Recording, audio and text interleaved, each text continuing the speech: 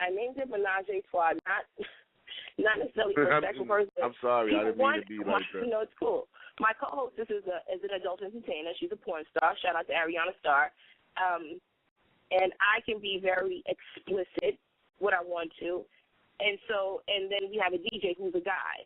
So I named it, Menage a Trois, not because we're going to actually be having sex on air or doing anything like that, but when you put an adult star in a situation and you call it Menage a Trois, people are going to tune in. Once you tune in and you enjoy the fuckery, you keep tuning in. And I'm all about gimmicks and just kind of getting people pulled into the situation and then keeping them there after the fact. But, it's going to be a radio show. It's going to be fun. It's going to be late night. It's going to kind of be like, I would say, Chelsea Lately meets Howard Stern. Mm-hmm. We're going to be interviewing celebrities, doing celebrity gossip and having, different kind of segments. It's going to air originally on Bottom Music Radio, and then it will come on late nights on UHE-TV, which is a brand new network, where you will also be able to see Moguls in the Making. The station goes live on January 30th, and it will be available on Dish, Fios, Comcast, DirecTV, Cablevision, Time Warner, and Video on Demand. And it's going into 59 million homes. So I don't have the exact channels for every location now, but if you go to UHGTV.com, they're actually uploading them daily. So, and it's going to be a good experience. So Menage a Trois, that's with me, Ariana Starr, and DJ Johnny Handsome of the Union. Okay. So what would you tell a young lady that's, trying to follow in your footsteps, trying to make sure she don't be negative and do stuff like, quote unquote, like a dumb bitch? What would you tell a young lady out there trying to find the right road to walk? I would probably say that life is a journey, not a destination. And anytime you take a journey, you're gonna have some good days, you're gonna have some bad days. You may go for a ride down the highway and it may be sunny and bright, and then all of a sudden what happens? It's pouring rain, the skies got dark, but if you just keep going, it's going to be sunny again. And you're never going to get to your destination if you don't take the journey. So if you start driving and it's sunny and it's great and then it gets to a rainstorm and you give up, you're never going to make it where you're going. You have to keep going no matter how dark it gets, no matter how much it pours, because it's not going to rain forever. At some point it's going to stop raining and the sun's going to come out again. And eventually you're going to arrive at your destination, so don't get caught up in the destination. Make sure that you enjoy the journey, stop along the way, take in the sights, but while you're taking the sights, stay focused on what your destination is. But just keep going. So do you have some acting tips to give to my partner Keith? Because, Keith is acting now, He's getting ready to be a big Broadway star. He was acting. Did you tell me that? Did you tell me you were acting, Keith? Who's that guy? Capper. Okay, we don't know. On the government all over the place, just splattered against the wall. FBI alert. Damn. Well, actually, I was talking to Phoenix Rising about that. I get a little part in there. I'd be the guy, walking, tea or coffee, ma'am. You're my little one-liner. You know what I'm saying? I wink in the camera and then I keep it moving, like that kind of thing. No, it's I tell people all the time, showbiz is showbiz, but there's no business like movie business. It's totally different. I would tell everybody and their mother, get into it some way, somehow, because no matter how bad the economy does, people always gonna go to the movies. You know what I mean? Like, cable might be off, but guess what? They jumping on Netflix because they got to see their movies. Movies are going to always make money. It's a great business to be in. It's a lot of fun. You learn a lot. You meet interesting people. And if you have an affinity for it, I say definitely go after it. I'm trying to film at least 4 movies myself this year. So, did you go to drama I'm always school? looking for actors. Huh? Did you go to drama school? The Drama School of Life. I'm about as dramatic as any person could be. Did I have technical training? No. I actually went to school for finance, and then I got my Series 7 and Series 53. So I actually went to school for business. And when I went to school for business, my heart was in business. And then one Friday morning, my heart just wasn't in it anymore. And I definitely like to listen to my spirit and follow my heart. And so this is where it's led me.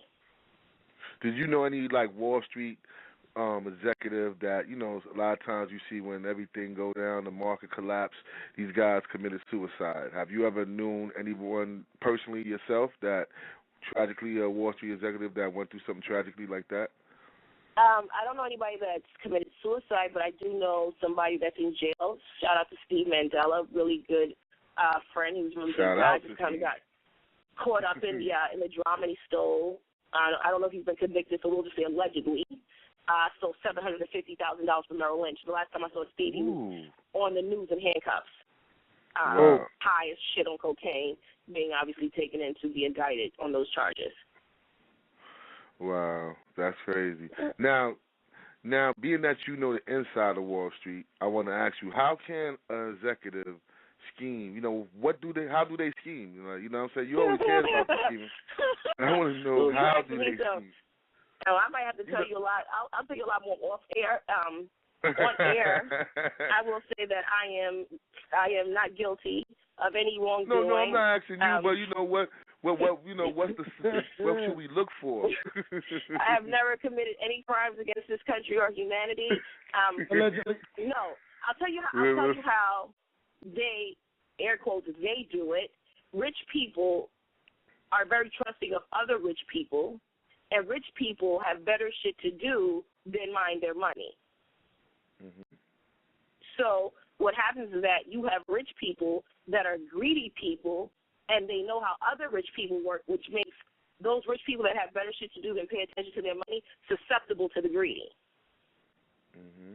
And so what happens is that because you're not, it's easy to steal from anybody that's not paying attention. If you look at those Bernie Madoff people, I mean, the market, we've been in a mere bear market for years now. How are you making 15% when the market is down? Hello? Common sense would tell you, let me see exactly what he got me in, because this don't really make no sense. But they're so busy being rich that they're not really paying attention to their money, and Bernie was off, getting richer. So that's really how, quote, quote, they are able to do these things, because people just aren't paying attention to their money. They have so much of it that they're just really not paying attention to it, in all honesty. And so, it makes it easy for people to steal from them and skim a little bit off the top and, shake up the books a little bit. Well, I could be a Wall Street executive because I watch my money all day. I'll be watching down to my last 2 cents.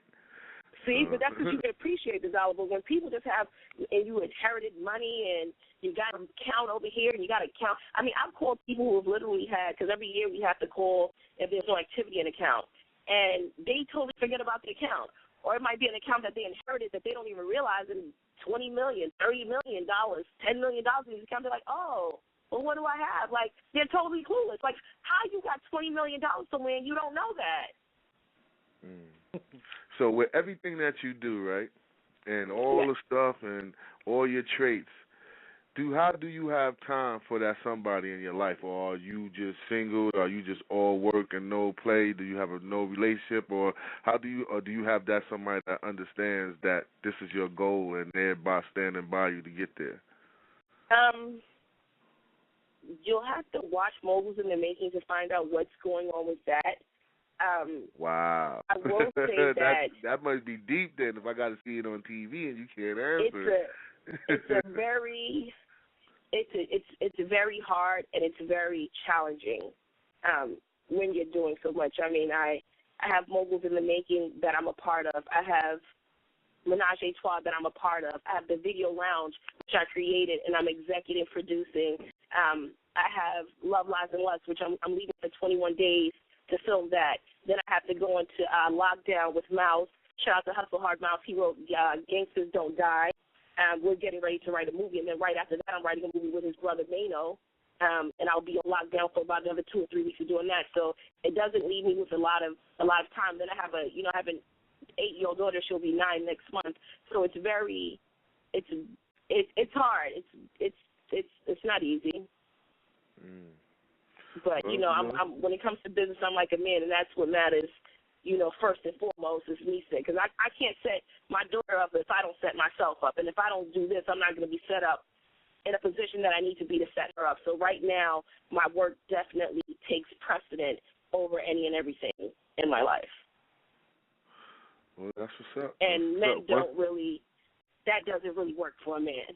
But you'll definitely have to tune in to Moguls in the Making on Tuesdays at 8 p.m. Why do you say that? That's messed up.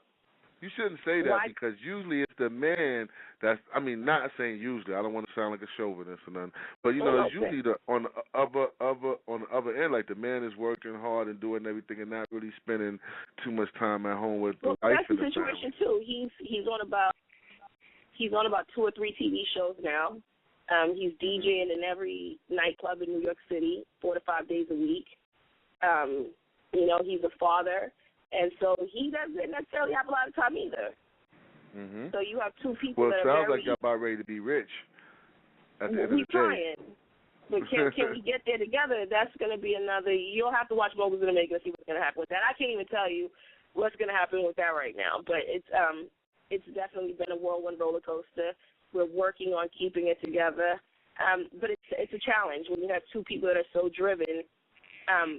But unfortunately, they seem to be driving in different directions. So, you know, it's not easy to do. But so, you know, I definitely commend the Lalas and the Beyoncés and the Jada Pinkett Smiths who have done it successfully. I have not attained that level of success yet in my personal life. I do definitely, obviously, hope to one day. I think Lala is the best basketball wife in the business. She's the pure. Well, she's actually a real one. So, yeah, she's a real wife. Yeah. She's not a basketball girlfriend or a basketball ex-fiancé. That's what that show should be called, Basketball Ex-Fiancés, because nobody really ever got to the altar really over there. I would actually call it basketball sexual relations. If you had any sort of sexual relation with a basketball player, then we beg you to try out for this show. Quick blowjob. So should we get mad at Shawnee? Should we get mad at Shawnee? Shawnee's the actual. She's a nice she's person. The only smart one. She's the only smart one. I mean, she's getting took a herself creative off check. the show too. If you noticed that. Yeah, because she doesn't need that. Now she's getting an executive producer's check. She's getting a creator's check. She's getting 20% or 80% of whatever they're bringing in during advertising, and she's pimping those hoes out like a real madam should. So shout out to Shawnee O'Neal. Get that money. I'm always, you know, my thing is if you're not stupid enough to see you're being exploited, then enjoy the experience, you dumb bitch. Get the book. That's really all I can say about that. But no, I definitely have tons of respect for Shawnee O'Neal. And all those people that create those shows and exploit these idiots. Hey, somebody's got to do it. Well, she took a beating from Oprah, you know, and a few other people. Who, Shawnee? Yeah, when it first came on, a couple of black women in the business, you know, all they I'm were going to say mad. Oprah is have a seat, Oprah. I mean, Oprah don't talk about black people. She's just like Bush now. Exactly. You know, her shows cater to white people. Her network caters to white people. You know, Gail got in because Gail just happens to be her best friend. But really, what black person has Oprah done anything for to sit down and critique black people? Mm-hmm. I mean, well, she hasn't done that for none in America. Exactly, Africans. They don't count. Africans don't even like black Americans. You know, my sister went to Georgetown University with a lot of Africans, and they don't care for black Americans. They don't identify with us. So I don't even understand why black Americans always want to fucking talk about Africa. Fuck Africa. I ain't even ever been to Africa. So I don't identify with those people my damn self. I mean, so, you know, sure, I mean, I'm I have from Harlem. I don't think I last Oprah. out in Africa. Exactly, but for Oprah to say she criticized Shawnee O'Neal. In Africa? Could I last in Africa?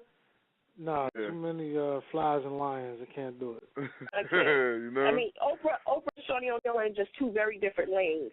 So why Oprah would even feel the need to speak on what Shawnee is doing is besides me. Maybe it's because, you know, her network isn't doing as well as she expected and she has some time on her hand. I don't know. But that's neither here nor there. That's Oprah. So, you know, her money speaks for itself. Well, I would like to definitely thank you for being on the show because you are very interesting, and it's been a true pleasure talking to you. Once again, everybody, we've been talking to Phoenix Rising.